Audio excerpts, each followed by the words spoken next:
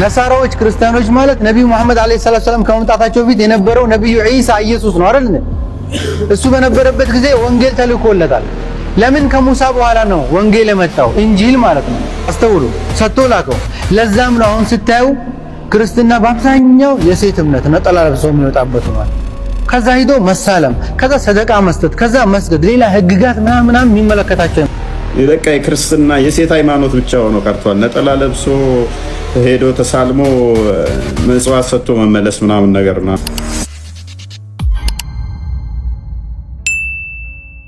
ሰላም ክርስቶስ ይብዛላችሁ። እንዴት ናችሁ? እስቲ ይሄን ቪዲዮ ሰምተን እንመለስ። የሴቶች ግርዛትና ያለ እድሜ ጋብቻን በተያያዘ ማለት ነው ክርስቲያኖች ሙስሊሞች ላይ ጣት መጠቆም የሚችሉበት ሞራል ግራውንድ ያላቸው አይመስለኝም።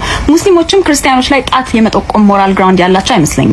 መሐመድ በ56 ዓመቱ እንግዲህ ካረጀ በኋላ ማለት ነው የ6 ዓመት ህፃን ልጅን አስገርዞ በ9 ዓመቷ ወሲብ እንዳደረጋት ታውቃላችሁ። ግርዛት አስፈላጊ ነው እያሉ ነው፣ ጠቃሚ ነው። አለበለዚያ አንድ ሴት አንድ ወንድ አይችላትም፣ ለዛ መገረዝ አለባት እያሉ ነው። ነብያቸውን ሱና የሚከተሉ ከሆነ እንግዲህ የ6 ዓመት ልጅ አስገርዘው በ9 ዓመቷ ላይ ወሲብ ያደርጋሉ ወይንስ በነብያቸው ሱና? የሴቶች ግርዛትንና የህፃናት መዳርን መቃወማችን በጣም ቆንጆ ነገር ነው፣ በጣም ጥሩ ነገር ነው። ይሄንን ነገር ኮል አውት ማድረጋችንም በጣም አሪፍ ነገር ነው፣ ፕሮግረስ ነው። ግን አት ዘ ሴም ታይም የኦርቶዶክስ ክርስቲያን ጓዳ ውስጥ ደግሞ ይሄ ነገር አለ።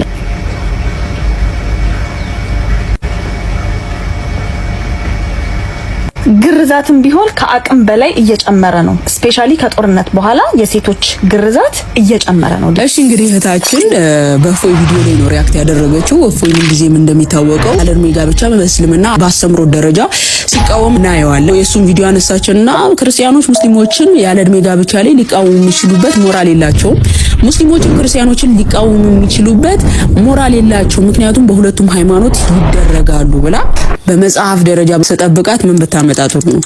ሰዎች ፐርሰናል የሚያደርጉትን ነገር የሆነ ይመስለኛል ወደ አማራ ክልል ይሁን አላቅም የሆነ ፎቶ ሲጋቡ አመጣችና ይሄው በእኛም በቤተክርስቲያናችን የሚፈጸም ነገር ነው ብላ ልክ ቤተክርስቲያን እንደፈቀደችው አይነት ነገር አድርጋ ነው ያመጣችው ማለት ነው። በመጀመሪያ የእፎይን ቪዲዮ ታርጌት አድርገሽ ቪዲዮ ስትሰሪ እሱ ንጽጽር ነው የሚሰራው። ንጽጽር ሲሰራ ደግሞ በማስረጃ በመጽሐፍ ደረጃ ነው እያወራ ያለው እንጂ ፐርሰናል ሰዎች የሚያደርጉትን ነገር አይደለም እያመጣ እስልምና ይሄ ነው እያለ የሚናገረው። ማስረጃን እያሳየ እስልምና ይሄ ነው እያለ ነው እየተናገረ ያለው። አንቺ ደግሞ ሰዎች የሚያደርጉትን ኃጢያት ወይም ደግሞ ሰዎች የሚሰሩትን ነገር አመጣሽና እንደዚህ ማለት አንችልም። ምን አገባን ሰዎች ለሚያደርጉት ነገር? እኛኮ ለምሳሌ መጽሐፍ አታድርግ ብሎ ፐርሰናል ሰዎች የሚያደርጉትን ነገር አምጥተሽ ክርስትና እንደዚህ ነው ብሎ ሰው ክርስትናን ቢተች ትቀበያለሽ እንዴ? ይሄ የሰዎቹ ኃጢያት እንጂ ያስተምሮታችን ችግር አይደለም፣ ወይም ደግሞ አስተምሮታችን ፈቅዶት አይደለም። ስለዚህ አንቺ አመጣሽው ማስረጃና የእፎይ ቪዲዮ እኮ አይገናኝም። እሱ በማስረጃ ነው እስልምና ይሄ ነው ያለ እድሜ ጋብቻ ሱራ 65 ሱረቱል ጦላቅ ቁጥር 4 ላይ የሚፈቅደው ነው። ራሱ ሙስሊሞች መሪ ሆነው ለነሱ ሞዴል ሆነው ነብያቸው በራሱ የ6 ዓመት ጨቅላ ህፃን ልጅ አይቶ በ9 ዓመቷ ተገናኛት እየተባለ በሱናን አቢ ዳውድ 21 ላይ የተቀመጠ ነገር ነው። ይሄንን የተገበረው ሰውዬ ደግሞ የራሱን ልጅ ፋጢማን በ18 ዓመቷ አቡበከርና ዑመር ዳርልን ብለው ሲጠይቁት አልድርም ገና ነች ብሎ መልሷል። ሱናን አናሳይ 32:21 ላይ መመልከት ይቻላል። ካዲያ 6 ዓመት ህፃን ልጅን አይቶ በ9 ዓመት የተገናኘ አንድ ሞዴል የተባለ ነብይ የሱን 18 ዓመት ልጅ ለጋብቻ ሲጠይቁት ገና ነች ካለ እሱ እንዴት በ6 ዓመት ህፃን ልጅን ወስዶ በ9 ዓመት ተገናኘ? ይሄ ጤነኛ ነው ወይ እየተባለ ነው እየተጠየቀ ያለው። አንቺ ደግሞ ክርስትና እንደዚህ የማለት ሞራል የላቸው የምትዩ ምንድነው? በአስተምሮ ደረጃ አምጥተሽ ሳይሆን ሰዎች የሚያደርጉት ምን አገባን? ቆንጂት እኛ እኮ አይመለከተንም ፐርሰናል ሰዎች ስለሚያደርጉት ኃጢያት። እኛ እኮ እዚህ ጋር ንጽጽር ስንሰራ ሰዎች እንዲያደርገዋል እስልምና ይሄ ነው እየተባለ ሳይሆን በመጽሐፍ ደረጃ ቁርአን ምን ይላል፣ ሐዲሳቸው ምን ይላል፣ መጽሐፍ ቅዱስ ምን ይላል የሚል እንጂ አብደላ ምን አደረገ አየለ ምን አደረገ በሚል አይደለም። የሰዎችን ኃጢያት እየጎለጎልን አይደለም እዚህ ጋር ንጽጽር እየተደረገ ያለው። በመጽሐፍ ደረጃ በኤቪደንስ እያስቀመጥን ነው የምንነጋገረው። በእኛ በመጽሐፍ ቅዱሳችን መጽሐፍ ልጅ ለአቅመ ሔዋን ስትደርስ አጋባት ነው የተባለው። ስለዚህ ልጁ ለአቅመ ሔዋን ስትደርስ እንዲደር ነው መጽሐፍ ቅዱስ የሚያዘው እንጂ ለአቅመ ሔዋን ያልደረሰችን ህፃን ልጅ ዳር የሚል የለም። ምናልባት እንደዚህ ፎቶ ስታዩ ምናምን አብዛኛው ጊዜ በነገራችን ላይ አማራ ክልል ያላችሁ ሰዎች ልትረዱ ትችላላችሁ ይመስለኛል። ዲያቆናት በተለይ ድንግል የሆኑ ሴቶችን ስለሚያገቡ አንዲት የ10 ዓመትም ልትሆን ይችላል፣ የ11 ዓመት ምናምን ልትሆን ትችላለች። ያቺ 11 ዓመት ልጅ ወይ የ12 ዓመት ልጅ ልትሆን ትችላለች። ትታጫለች፣ እስክታድግ ትጠበቃለች። ይሄ ባህላቸው ነው። ምክንያቱም አንድ ዲያቆን ድንግል ያልሆነችን ሴት ሊያገባ ስለማይችል ባስተምሮታችንም ደረጃ ማለት ነው። ነገር ግን ለአቅመ ሔዋን ያልደረሰችን ሕፃን ልጅ ወስዶ ግንኙነት እንዲያደርግ በፍጹም መጽሐፍ ቅዱሳችንም ፍትሐ ነገስታችንም አይፈቅድም፣ የሥራ መጽሐፍታችንም ማለት ነው። ስለዚህ ሰዎች ፐርሰናል የሚያደርጉትን ነገር ማስረጃ ብሎ አምጥቶ ፎቶ አምጥቶ አሳይቶ ክርስትናም እንዲፈቅዳል ብሎ ቤተክርስቲያን ጄጅ ማድረግ በፍጹም አትችይም።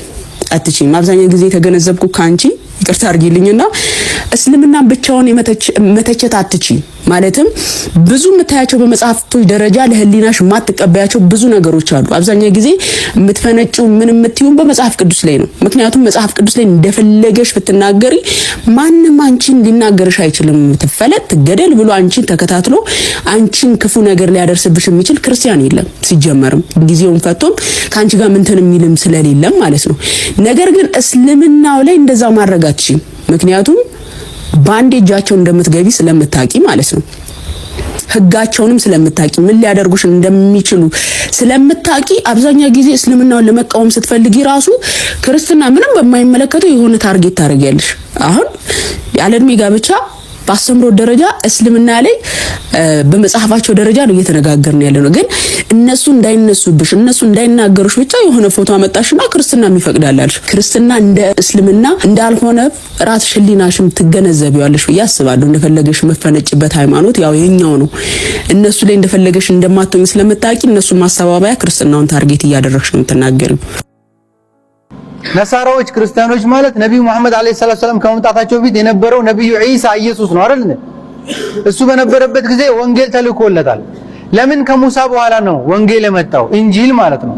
አስተውሉ፣ ሰጥቶ ላከው። ለዛም ነው አሁን ስታዩ ክርስትና በአብዛኛው የሴት እምነት ነጠላ ለብሶ የሚወጣበት ሆኗል። ከዛ ሂዶ መሳለም፣ ከዛ ሰደቃ መስጠት፣ ከዛ መስገድ፣ ሌላ ህግጋት ምናምን የሚመለከታቸው አይመስላቸው የኢሳን ይዘው ማለት ወይ እንደሰማችሁት ነው እንግዲህ የሙስሊም ኡስታዞች አስተምሮታቸውም ሴትን የሚንቅ የሚያንቋሽሽ ነው እና የናቀ መስሎት ክርስትና የሴቶች ሃይማኖት ነው፣ ነጠላ ለብሶ ሄዶ መሳለምና ለአጡ መስጠት ብቻ ነው፣ ስለዚህ እንደዚህ ሆነዋል ምናምን ነገር ብሎ የስድብ አስመስሎ ነው የተናገረው። ሴት ማለት ግን አንተ እንዳልከው አይደለም። ሴቶች በእኛ የተከበሩ ልክ እንደ ወንድ እኩል መፍትሄ ያላቸው የእግዚአብሔር መንግስት የሚወርሱ ናቸው። እንደውም ህይወት የሚሰጡ ህይወት የሚያስቀጥሉ ሴቶች ናቸው። እናትህ ሴት ነች፣ ሚስትህ ሴት ነች፣ ሴት ልጅ ትኖርሃለች።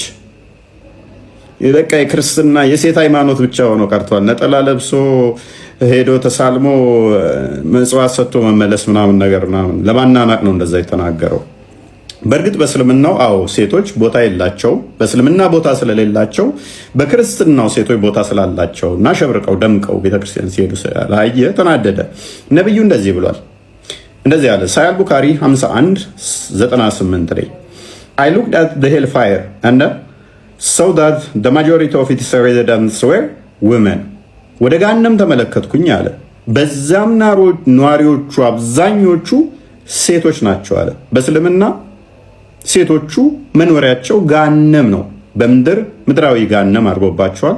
ባሏ 4 ድረስ እንዲያገባ ባሮችን እንደፈለገ እንዲገናኝ ፈቅዶለት እንዲመታት፣ እንዲሁም ደግሞ ከፈለገ ከደበረው ልታምጽ ትችላለች ብሎ ካሰበ አልጋ እንዲለይ ፈቅዶለታል። በምድር እንደዚህ አድርጓት ከሞተች በኋላም ደግሞ አብዛኛዋ የገሃነም ነች የሙስሊም ሴት። የሚያሳዝን ሁኔታ አሁንም ሳሂህ ሙስሊም 27:38 ላይ እንደምትመለከቱት በገነት ውስጥ ጥቂት ናችሁ ሴቶች ይላል። ስለዚህ እኛ ጋር ሴቶች ብዙ መሆናቸው አናደደው፣ ኡስታዙ አናደደው። በሰጨው ነጠላ ለብሰው ሴት ቆጣ አለ። ክርስትና የሴቶች ሃይማኖት ብቻ ሆኖ ቀርቷል። ይሄ በጣም ስድብ ነው። ክርስትናን ለመናቅ በእንደዚህ አይነት ሁኔታ ሴቶችን ለማንቋሸሽ ብለህ የተናገርከው በጣም ንቀት ነው። አዎ ክርስትና የሴቶች ሃይማኖት ነው። አሁን ላይ ብለንን ኑ ይቅርበኝ። እፎይ ወንድማችንን ላመስግን። በጣም እፎይ በጣም ተግቷል። በጣም እኛ እንኳን እየገባን እየወጣን በዛ በዚህ እያልን ሲመቸን እየመጣን ሳይመቸን እየመጣን ተደላድለን እየተጨበጨበልን ፕሮቴስታንት ላይ እኮ ማገልገል ማለት በቃ ምቹ ነው። አልጋ ባልጋ ነው፣ መንገዱ ነው፣ ጭብጨባ ነው፣ ሙገሳ ነው፣ የኔ ጀግና ነው። እፎይና ጳላዲዮስ ግን የተሸከሙትን እሳት፣ የተሸከሙትን ስድብ፣ የተሸከሙትን ሰይፍ፣ የተሸከሙትን ርግማን ማንም አልተሸከመው እውነቱን ለመናገር እና በጣም ነው የሚገርመኝ። በጣም በቃ ትጋቱ፣ ብርታታቸው ሁለቱም በጣም እና እፎይን ፕሊስ በጸሎት አስቡት። ከቻል ግባ እፎዬ፣ አንድ ቁጥር ጻፍልኝና ቆይ ላስገባው። በጸሎታችሁ አስቡት፣ በሁሉ ነገር እውነት ያስቡት። ቤቱን ሲከፍት 7-6 ሰው ይቀመጣል። በጣም ነው ደስ ያለኝ። በጣም በቃ በጣም ነው የምቀናበት በአገልግሎቱ፣ በጽናቱ፣ በብርታቱ። በጺሙ አልቀናም መቼም ያው እኩል ነን፣ ግን በቃ በጣም ነው የሚገርመኝ ብርታቱ። ደግሞ አሁን ላይ ተረጋግቶ በፍቅር እያያዛቸው እየሰደቡት ምን እያሉት ግን እሱ በፍቅር በጥበብ እና ይገርማል። ባለፈው ዓመት እዚህ ላችሁ እንደሆነ ይሰቀል ይገደል ነበራል። ይሰቀል ይገደል በዚህ ገብቶ ነበር። አሁንስ እያየሁ በጣም ሳኩኝ። ኧረ ተው ትዳሬ ተበተነ፣ ተው ከሚስት ያጣላህ፣ ተው እንጽሙበት። በቃ በጣም ነው የገረመኝ እና እፎይን እግዚአብሔር ያበርታው። የነ ቅዱስ ጳውሎስ በረከት ይድረሰው፣ የነ እስጢፋኖስ በረከት ይድረሰው። እግዚአብሔር ያበርታው። መንፈስ ቅዱስ ከእርሱ ጋር ይሁን። ጳላዲዮስ፣ እፎይ፣ ክርስቲያን፣ ናርዲ፣ ነቢኒ፣ እነ ማማዬ፣ ሌሎችም በቃ እግዚአብሔር በነገሮቹ ሊረዳቸው። ክርስቲያን ራሱ እንዴት በቃ በጣም የሚገርም በጣም እና የእፎይና የክርስቲያን ቅንጅት በጣም የሚገርም ነው። ጳላዲዮስዬም ደግሞ እየበረታ ነው በዛኛው ሳይድ ደግሞ እና በጣም እንደምወዳችሁ እንደምወድህ አክብሮት እንዳለኝ የአንተ ጸጋ የአንተ በረከት እንዲደርሰኝ በአገልግሎት የአንተ መምሰል እንደምፈልግ ልነግር እፈልጋለሁ። ቢኖር ቢገባ ደስታ የነበረ ኦይ አለ እንዴ? ኦኬ ቆይ እስቲ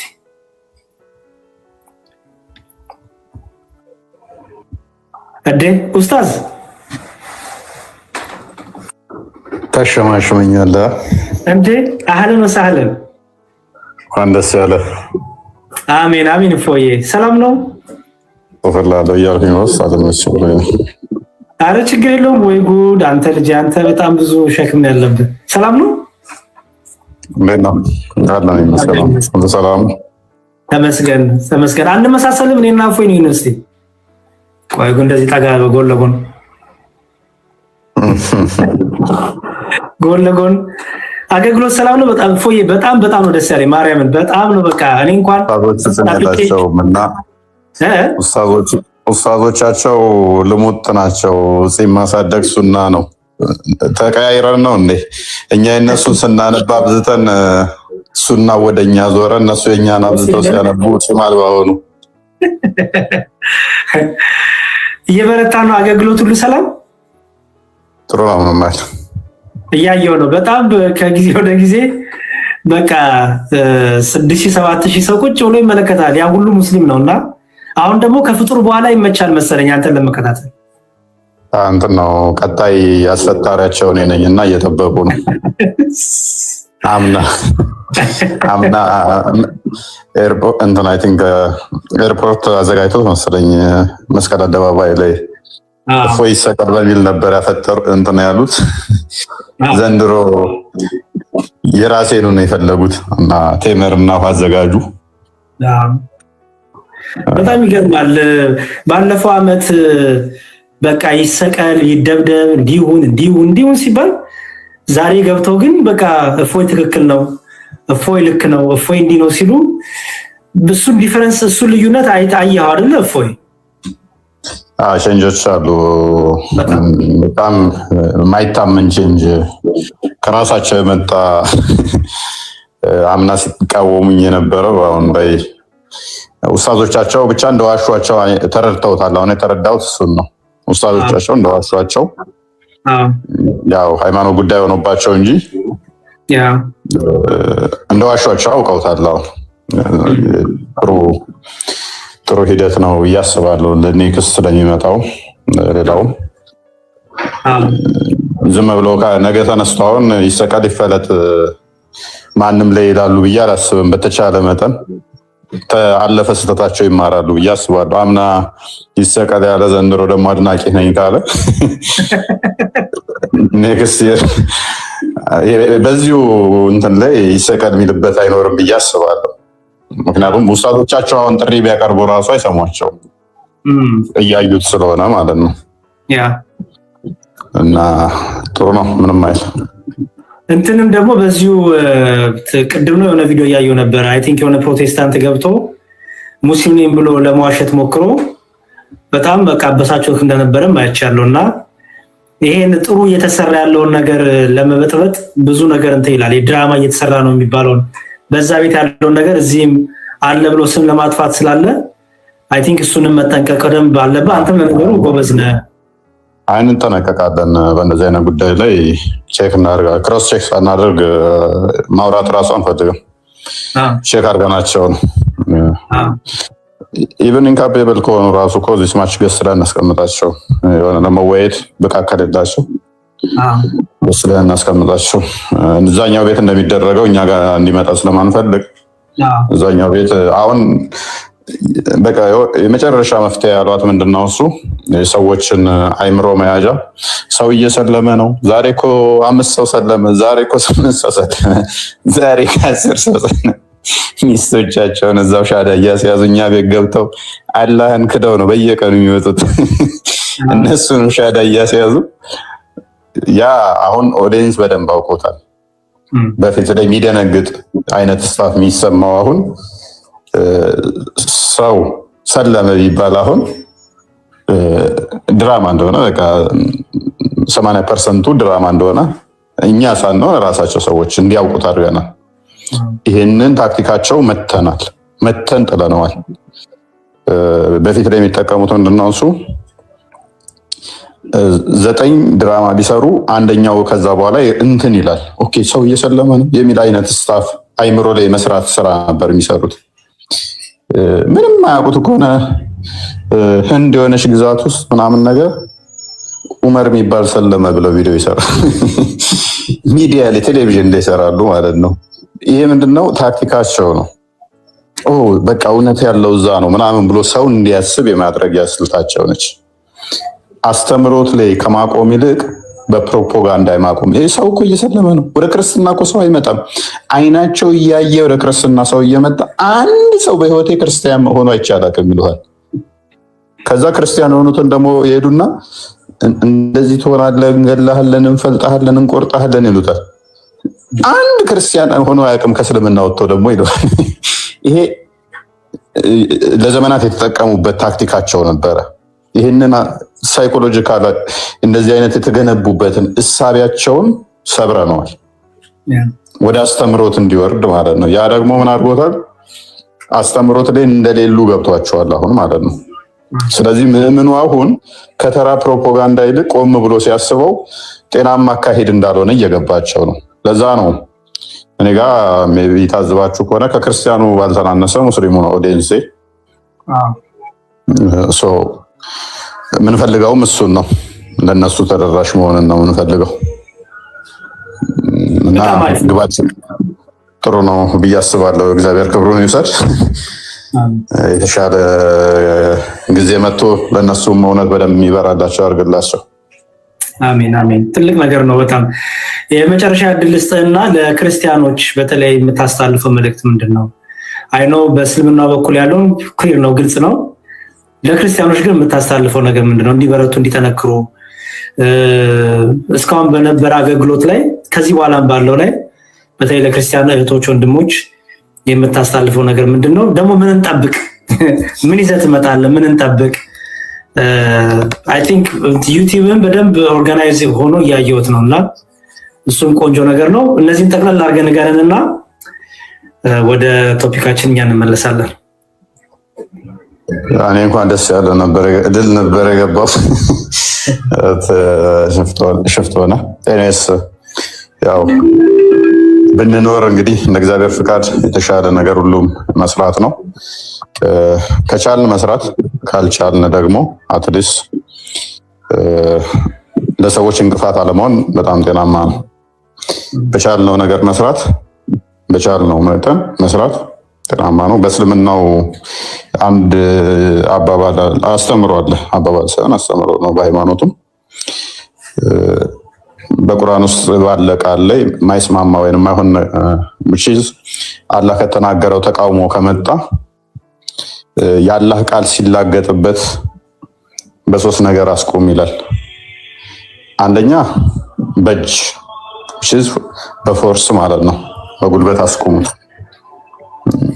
ስለዚህ ዝም ማለት አትችልም፣ ግዴታ በኃይል ማስቆም አለብህ። እሱን ሪከመንድ አናደርግም ለክርስቲያኖች። የመጀመሪያው። ሁለተኛ በምላስህ ይላል። ወይን ተከራክረህ ወይን ተናግረህ ወይንም ተሳድበህ ያንን እንዲያቆም ማድረግ ይላል። ሶስተኛው እዛ ትቀመጥ ጥለህ ሂድ ይላል። ካልቻልክ እነኚህ ሁለቱን ማድረግ በጉልበት ማስቆም ማትችል ከሆነ በምላስ ማስቆም ማትችል ከሆነ ጥለህ ሂድ ይላል። ስለዚህ አትሊስት ክርስትናን የሚሰደቡ ቦታዎች ላይ ህብረት አለማድረግ፣ ሶስተኛው ለእኛ ስለሚሰራ ህብረት አለማድረግ ወይንም ደግሞ እኛም ግብአት አለመሆን፣ በተቻለ መጠን ባንሰራ እንኳን ክርስትናውን መስበክ ባንችል እንኳን የእስልምናውን አስተምሮ በአብይ ጾም ላይ በነሽዳ እንደዚህ አብሮ በማፍጠር ምናምን ጤናማ አይደለም፣ ትክክልም አይደለም። እነሱ ይህንን ፖለቲካውን ስለሚፈልጉት ነው፣ በደንብ ስለሚፈልጉት እናንተን ተጠቅመው እነሱ ከሚሰሩት በላይ እናንተ እንደዚህ አይነት ለእነሱ ግብአት ስትሆኑ በደንብ አድርገው ተደራሽ መሆን ስለሚችሉ ማለት ነው። ስለዚህ ይህን ማድረግ ጤናማ አይደለም። በተሻለ መጠን የሰው አናፍቅ፣ የራሳችን እንይ። ወርቅ ምንድነው እሱ በእጅ የያዙት ወርቅ እንደ መዳብ ይቆጠር ስለሚባል፣ ስለዚህ በተቻለ መጠን ቅድሚያ የራሳችንን ጠንቅቀን እንወቅ፣ እንማር የሚል መልእክት አለኝ። ሁላችሁንም አመሰግናለሁ። ሁላችንም የሁሉም ስራ ስለሆነ ማለት ነው። ግለሰብ አንድ ሰው ብቻ የሚሰራው ሳይሆን እንደዚህ አይነት ነገር ሁሉም አብረን ስንሰራው ነው ተጋግዘን።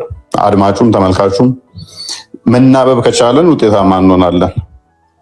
አሌስ ምንም ቫሊዩ አይኖረውም ማለት ነው። በተቻለ መጠን እንዳልኳችሁ መስራት ባንችል እንኳን ለሌሎች እንቅፋት አለመሆን አንድ፣ ሁለተኛ ደግሞ ለነሱ ግብአት አለመሆን፣ ለእስልምናውም ለሌሎች ቤተ እምነትም። ምክንያቱም በእኛ ምክንያት ሃይማኖቶች ሊሰደቡ ስለሚችሉ በእኛ ምክንያት ሃይማኖት እንዲሰደብ አለማድረግ ጤናማ ነው ብዬ አስባለሁ፣ አምናለሁ። ቴንኪው። እሺ መጽሐፍ ይላሉ ከታች። መጽሐፍ እየጻፍክ ነው እንዴ?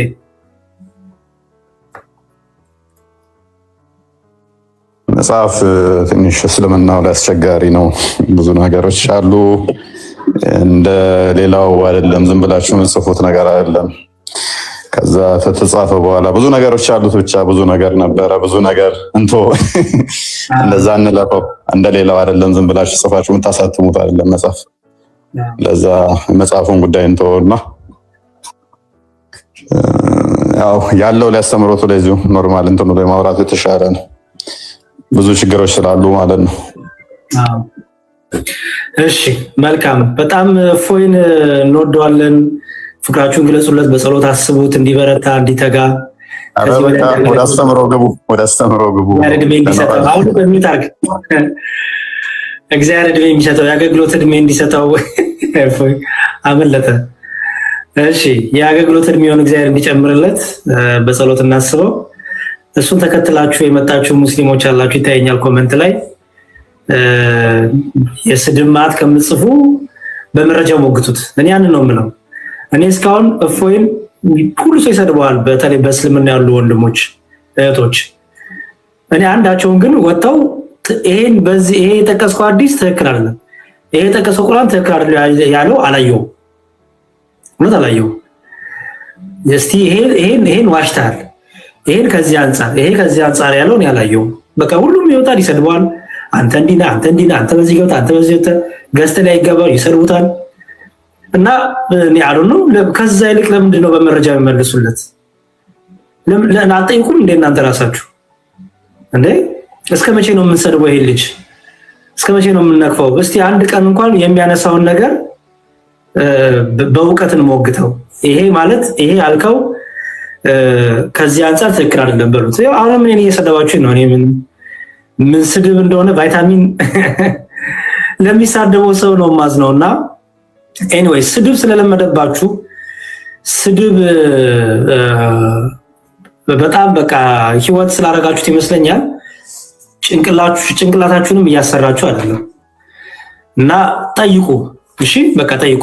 ስደቡን ችግር የለውም ተሳደቡን ብለው ግን ጠይቁ። መጨረሻ ላይ ልክ ተሳርባችሁ ሲጨርሱ ጠይቁ። እሺ ከዋሽም ዋሽተሃል እዚህ ክፍል ላይ እዚህ ምዕራፍ ላይ እዚህ ተፍሲር ላይ እዚህ ኪታብ ላይ እዚህ ደሊል ላይ እዚህ ቁርአን ላይ እዚህ ሐዲስ ላይ ብላችሁ ከዋሽም ያዙት፣ ጠይቁት። ካላሸ ደግሞ ጠይቁ ራሳችሁ። እንዴ ካልዋሸ ምንድነው የሚሆነው ብላችሁ ጠይቁ። ከስድቡ በኋላ ችግር የለውም ተሳደቡ፣ እንደፈለጋችሁ በሉ። ከስድቡ በኋላ ግን አይምሯችሁን አሰሩት። እውነትን ወይ ያዙ ወይ ውሸትን ያዙ። በቃ አለቀ። ኦኬ። ስድብ እኮ ቀላል ነው። ባይዘው ስድብ ሰርቲፊኬት አይፈልግ፣ ፊደል መቁጠር አይፈልግ፣ 12ኛ ክፍል መጨረስ አይፈልግ። ስድብ የሚፈልገው በቃ ብሎ መሳደብ ነው። አለቀ። እና ስድብ ብቻ ከሆነ አይምሯችን ባዶ ሆኗል ማለት ነው። ባይዘው አሁን አንድ ሰው ከገባ ጀምሮ ዝም ብሎ የሚሳደብ ከሆነ አይምሮ ባዶ ነው ማለት ነው። እውቀት የለም፣ መጽሐፍት የሉም ጭንቅላት ውስጥ ማለት ነው። ስለዚህ ያለችው አማራጭ ሊሰጣችሁ የሚችሉ ስድብ ነው። የማያነብ ሰው በምን ታውቁታላችሁ ይባል? በስድቡ። ሊሰጣችሁ የሚችሉ ስድብ ብቻ ስለሆነ ማለት ነው። እናንተ መጽሐፍ እያሳያችሁት እውቀት እየሰጣችሁት እሱ ከሰደባችሁ ያ ሰው እማማ ዝናሽ እንዳሉት የማህበሩ ተላላኪ ነው፣ አልተማረም። የማህበሩ ተላላኪ ነው እንጂ አልተማረም። ስላልተማረ ምን ይስጣችሁ? እና በዛ መልኩ አድርጉት። ከማህበር ተላላኪነት ውጡ። በደንብ አይምሯችሁን ተጠቀሙ። ማናችንም በክርስትናውም በእስልምናውም በፍቅር ሲዝምም በምን ሲዝምም በምንም ይሁን ብቻ ግን አይምሮ እንዳለው ሰው እንሁን። በቃ እንመርምር፣ እንፈትሽ፣ እንጠይቅ። ቻሌንጅ ስንደረግ አንሳደብ። ቻሌንጅ ለምን አረከኝ ብዬ ነው እንደምሰልበት። እውቀት ካለኝ እመልስልሃለሁ። ለምን ጠየቀኝ፣ ለምን አነበብክ መጽሐፍ ብዬ ልስደብህ? ለምን እንደምሰልበት? ጎበዝ እንኳን አነበብክ። ቻሌንጅ አርገኝ፣ ቻሌንጅ አረጋለሁ። ዳሴት ካላወቅኩኝ የጄማርና መልስልሃለሁ። ስለዚህ እፎይን ፎሎ አድርጉ። በሚያስፈልገው ነገር ሁሉ እናግዘው። በአገልግሎት ሁሉ እንዲበረታ በጸሎት እናስበው። ጳላዲዮስ፣ እፎይ፣ አርዲ፣ ቢኒ፣ ከሴቶቹ እነ ማማዬ ብዙ ነበሩ። እነ ለምለም፣ እነ ርግብ፣ እነ ቲጂ ምናምን ብዙ አሉ። ብቻ በማነው ጉዳይ ዲያም ሰልሞ ነበር መሰለኝ አይደል? አሁን ተመለሰ መሰለኝ። ሰልሞ ነበር፣ አሁን ወደ ክርስትና መጥቷል አሉ። ጥሩ ነው፣ እግዚአብሔር ይርዳው። እንግዲህ መጨረሻውን ያሳምርለት። አይ ቲንክ ሴና የምትባልም እህታችን ወደ ክርስትና መጣለች። እግዚአብሔር ይርዳቸው። እንግዲህ መጨረሻቸውን ያሳምር። ምንም ዥዋዥዌ መስራት ህይወት ላይ ብዙ አይጠቅምም። ኦኬ በቃ አንድ ቦታ ላይ ጸጥና ብሎ እርግጥ አድርጎ ጊዜ ወስዶ መማር፣ ማጥናት፣ ማንበብ ነው። የሚዲያ ግርግር አይደለም ህይወት፣ ሃይማኖት፣ እምነት የህይወት ነው። ኦኬ እና በዛ መልኩ ያዙት። ኮመንት ላይ የሚሳደቡትን እንዳሰድቡ አደራሽ ፕሊዝ። ኮመንት ላይ የሚሳደቡትን እንዳሰድቡ እሺ። ይሳደቡ፣ ችግር የለውም። እንዳልኩት ነው ሊሰጡን የሚችሉት ስድብ ነው።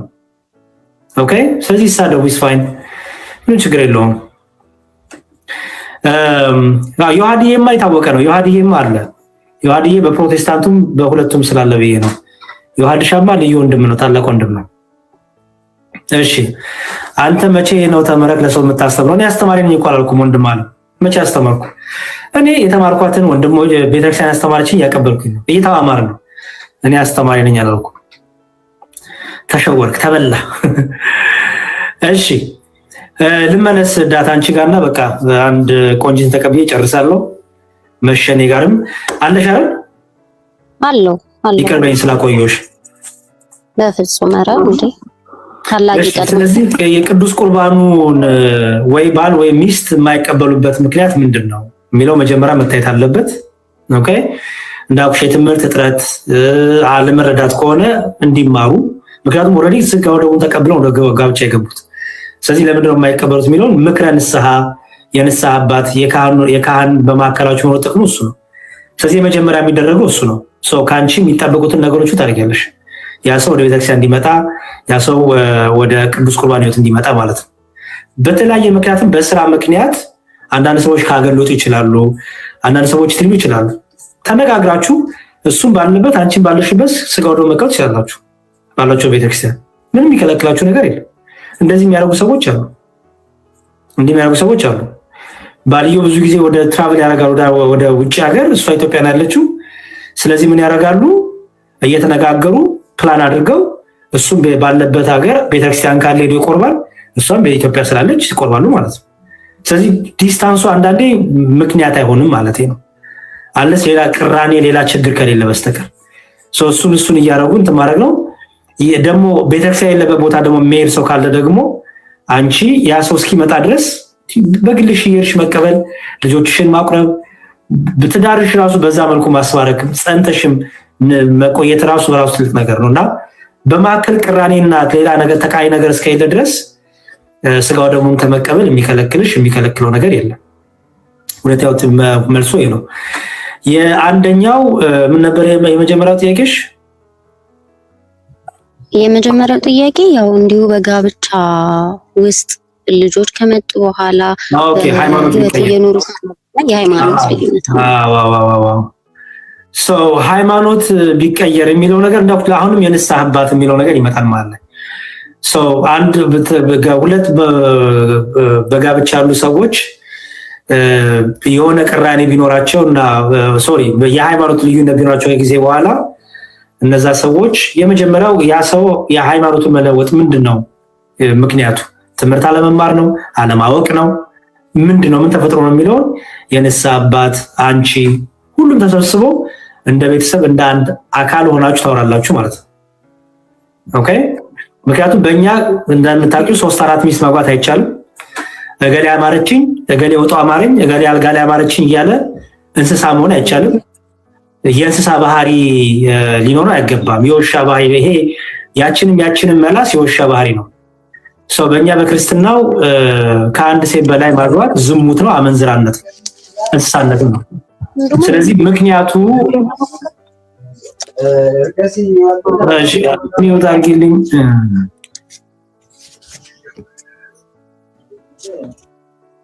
ሌላው ላይ ያወራይ ስለሆነ የሚታርግልኝ የሰማሽን ነው። እሺ ከታች ሆነሽ አዳምጪኝ። በቃ በዛ የተነሳ መጀመሪያ መነጋገር ያስፈልጋል ከንስሐ አባት ጋር ምክረ ካህን። የትምህርት ጦት ከሆነ ጥርጥር ገብቶ ከሆነ በዛ መልኩ ማድረግ ነው። ኦኬ። ስለዚህ ከአንድ በላይ ማግባት ለዝሙት ለሴሰኝነት እንዲመቸው አንድ ወንድ ልጅ የሚያደርገው ነገር ነው እንጂ ኦኬ እንደው ለሆነች ያችንም ጋብሮ መተኛት የዘማዊነትና የስጋ ፈቃዱ ጭንቅላቱ ላይ ሲወጣበት የሚያደርገው ነገር ነው እንጂ እውነት ቅዱስ ጋብቻ አይደለም። ቅዱስ የሆነ ትዳር ፈልጎም አይደለም። ኦኬ። ከአንድ በላይ የሚደረጉ ማንኛቸው ነገሮች ዝሙት ናቸው፣ አመንዝራነት ናቸው፣ ስጋዊነት ነው። ስለዚህ ጋብቻው ለምንድን ነው እንደዚህ ሆነው፣ ለምንድን ነው እምነት የቀየረው፣ ለምንድን ነው የሚለውን ነገር ሁሉ መነጋገር፣ በደንብ ዲስከስ ማድረግ፣ ጥያቄዎች እንዲመለሱ ማድረግ ያስፈልጋል። ከንስሐ አባት ጋር ትጨርሳላችሁ። የሚባቸው ከንስሐ አባት ጋር የሚያልቅ ጉዳይ ነው። ኦኬ። እሺ ቆንጂት ነው የሚለው።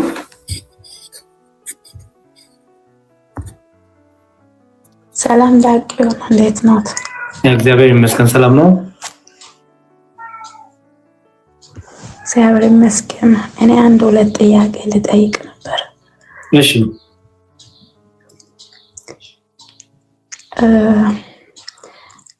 ሻማ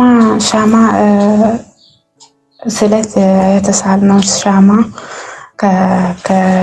ከስለቱ ሻማ ቤት ውስጥ ለጸሎት ማብራት ይቻላል? አቺም ስለት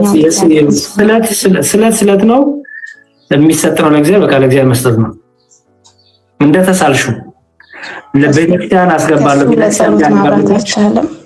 እንደ ስለትሽ።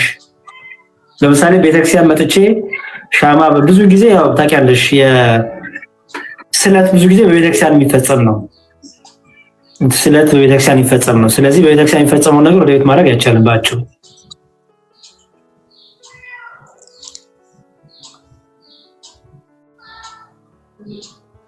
በቤተክርስቲያን ስለትሽን ይፈጽማሉ ያልሽውን ነገር በቤትሽ ለምሳሌ ገንዘብ ሰጣለሁ ብለሽ ቤትሽ ገንዘቡን ብታስቀምጪ ይሄ ሌብነት ነው። ለአገልግሎት የሚሆኑ ነገሮች ለቤት አስገባለሁ ብለሽ ለቤተ መቅደሱ አገልግሎት አደርጋለሁ ብለሽ ከዛ በኋላ እንትን ካልሽ ይሄም ሌብነት ነው። ስለዚህ ስለትሽ ነው የሚለውን ነገር ማወቅ ነው። በመጽሐፍ በቤተክርስቲያን የሚፈጸመውን ነገር ግን ወደ ቤት ማድረግ አይቻልባቸው። እሺ ዳቅም ሁለተኛ ጥያቄ እምነትና ሃይማኖት ቅባ ቅዱስ ቤት ውስጥ አጠቃቀሙን ብታስረዱኝ። አይቻልም፣ እንደዛም አይቻልም። ቅባ ቅዱስ መጽሐፍ ቅዱሱ ያዕቆብ መልእክት ላይ እንደሚናገረው የቤተክርስቲያን ካህናትን ጠርተ ይፈጽሙልህ ነው የሚለው። የቤተክርስቲያን ካህናትን ጠርተ ይፈጽሙልህ ያዕቆብ መልእክት ላይ ማንበብ ትችላለሽ። ወደ ቤቱ ማንም ከእናንተማ የታመመ ቢኖር የቤተክርስቲያን ሽማግሌዎች ወደ ቤቱ ይጥራ፣ የእምነትን ጸሎት እየጸለዩለት ዘይቱን ይቀቡት ነው የሚለው። ስለዚህ ቅባ ቅዱስ ማለት ነው ለደዌ፣ ለበሽታ፣ ለመንፈስ፣ ለርኩስ መናፍስት እነዚህ በካህናት የሚፈጸሙ ናቸው። በአንቺ በቤትሽ መፈጸም አትችይም። ኦኬ። በተረፈ ግን ለምሳሌ የተለያዩ ተአምራቶች ዘይትን የሚያፈልቁ ከስዕላቸው ከቤተ እንደዚህ ተአምራቶች ያላቸው ቦታዎች አሉ። ከነዛ ወስደሽ ቤትሽ መጠቀም ትችላለሽ። ምክንያቱም እነዛ በተአምር የተደረጉ ስለሆኑ። ግን ጸሎት የተደረገበት ቅባ ቅዱስም ሆነ ቅባ ሜሮን በካህናት በጳጳሳት ብቻ የሚፈጸም ነው። ወደ ቤታችን አምጥተን የሚሸጥ ቅባ ቅዱስ የለማ። ኦኬ፣ የሚሸጥ ቅባ ቅዱስ የለም። ስለዚህ እንዳልኩሽ ግን በተለያየ ቦታ ተአምር የሚያደርጉ የተለያዩ ነገሮች ይኖራሉ። እነዛን ወስደን ግን መጠቀም ማድረግ እንችላለን። በተረፈ ግን ስርዓተ ቤተክርስቲያንን መጠበቅ ነው።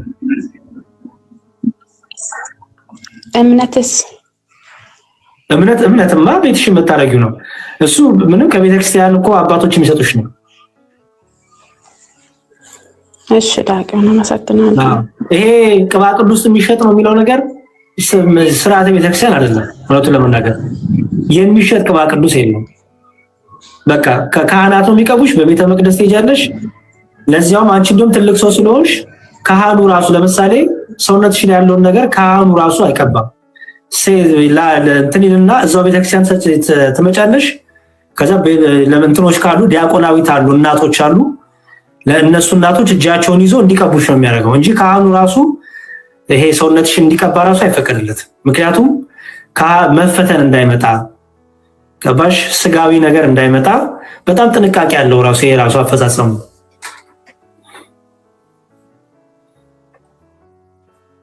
እሺ አመሰግናለሁ። እኔ እምነትም ቅባ ቅዱስም ያው ገዝቼ ስለነበረ ግን ያው ይሸጣሉ ታውቃለህ። ይሸጣሉ። ነጋዴ እኮ ይሁዳም ነጋዴ ሌባ ነበረ። ስለዚህ ገንዘብ የሚወዱ ሰዎች ይኖራሉ። አንቺ ግን ትምህርትሽን ይዘሽ እንደ ስርዓተ ቤተክርስቲያን ጠብቀሽ መሄድ ነው። እሺ አመሰግናለሁ። እግዚአብሔር ይስጥልኝ። እሺ ምንም ችግር የለውም። እሺ የመጨረሻ አንድ ሰው ተቀብዬ ጨርሳለሁ ማለት ነው። የውብዳር ነው የሚለው የውብዳር አቤት ዲያቆን እንዴት አደራችሁ? እንኳን አደረሳችሁ ብያለሁ። ለመላው ኦርቶዶክሳን ሃይማኖት አመሰግናለሁ። ዲያቆን ማለት አንድ ጥያቄ ልጠይቅ ነበርና ልጄ ዲያቆን ነው፣ ገና 16 ዓመቱ ነውና እንዳጋጣሚ ከጓደኞቹ ጋራ ሆኖ የሆነ ውድድር ውስጥ ገብቶብኛል። ማለት ሞዴሊንግ ማለት ነው። እና ከተመዘገበ በኋላ ምናምን ነው የሰማሁት። እና ይሄ ነገር ዲያቆን ሆኖ ችግር አይፈጥርበትም ወይ? ዲያቆን ሆኖ እዚህ ውስጥ መግባት ይችላል ወይ? የት ነው ያለው? እሱ ያለው እንትን ነው ማለት ኢትዮጵያ ነው፣ ክፍለ ሀገር እኮ የሚያገለግልበት ያሉ አባት የሉትም? የነሳ አባት የለውም? ማንም ሳይሰማ ነው በድብቅ ነው እንትን ያለው። ገባኝ። እሱ ችግር የለውም። ከአሁን ነገሩ ከሆነ በኋላ ከንሳ አባቱ ጋር ቢነጋገር ነገሮች እንዴት ማድረግ እንዳለበት ቢነጋገር ጥሩ ነው ባይነኝ። እና ወይ ደግሞ ፍቃደኛ ከሆነ ወይ ነው አለው ይሄው ፎሎ አድርግሽና ፍቃደኝነት እንትን ብለሽ ጠይቀሽ ላወራው እችላለሁ። እሺ አመሰግናለሁ። የምር በጣም ነው የማመሰግነው። ነግሬው እንዲያወራ ካደርጋለሁ። ችግር የለውም። እሺ ወንድሜ እሺ ታለም እሺ ዳት ጨረስን እኮ መልሱን መለስኩልሽ። ሌላ የድምጽ እየገባና ሌላ ከውስጥ የምታወሩት ነገር የተሰማ ሰው ነው እኔ ያስወጣሁሽ ባይዘው ምክንያቱም ሚዩት አድርጊ ስል አልሰማሽኝም። አኪልዬ እንዴት ነህ? እግዚአብሔር ይመስገን።